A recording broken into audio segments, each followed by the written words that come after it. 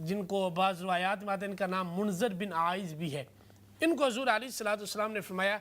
ان fake خصلتین یحبہم اللہ، کہ بے شک اللہ تبارک و تعالیٰ نے تم میں دو ایسی خصلتیں رکھی ہیں جن کو اللہ پسند کرتا ہے، اور اللہ ان خصلتوں کے ساتھ محبت کرتا ہے، اور وہ کون سی؟ فرمایا الحلم والانات، ایک بردباری ہے، حلم بردباری، معاف کر دینا، کوئی تمہارے ساتھ برا سلوک کرے تو تم اچھا سلوک کرو، اور دوسرا والانات کہ کوئی بھی کام کرتے ہو تو سوچ سمجھ کر تم کام کرتے ہو، ایسا نہیں جلد بازی میں آ کے کوئی قدم اٹھا لیا، جلد بازی میں آ کے کوئی ڈیسیجن لے لیا، ایسا نہیں ہے۔ والانات یہ ایسی خصلت ہے جس خصلت کی وجہ سے اللہ تم سے محبت کرتا ہے، اور وہ سوچ سمجھ کر کام کرنا ہے۔ ہمارے یہاں بہت سے لوگ ایسے ہیں کہ جب کوئی بات کرتے ہیں، جب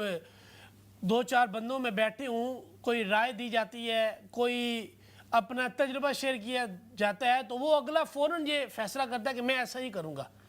وہ سوچتا نہیں ہے کہ اس کے فیوچر میں مجھے کیا ایڈوانٹیجز ہوں گے، ڈس ایڈوانٹیجز ہوں گے، وہ کوئی اس کو نہیں دیکھتا، کوئی پروفٹ لاس، کوئی بینیفٹ ہوں گے نہیں ہوں گے، وہ بس فوراً ڈیسیجن جو ہے وہ لے لیتا ہے، جبکہ یہ ایسی دین ہمارا تعلیم ہمیں نہیں دیتا۔ سوچنا سمجھنا، وقت لے کر کوئی فیصلہ کرنا، ہمارا دین ہمیں اس کا تقاضا کرتا ہے اور اس کی ہمیں تعلیم دیتا ہے، اس لیے کہ جو فیصلہ سوچ سمجھ کے لیا جاتا ہے، جس فیصلے کو لینے سے پہلے وقت لیا جاتا ہے، تو اس فیصلے کے بعد جو اثر مرتب ہوتا ہے وہ اچھا اثر مرتب ہوتا ہے۔ جلد بازی میں فیصلہ کرنے سے ہمارا دین ہمیں روکتا ہے۔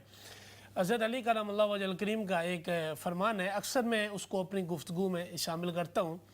آپ رضی اللہ تعالیٰ عنہ نے فرمایا کہ خوشی کے اندر کبھی وعدہ نہ کرو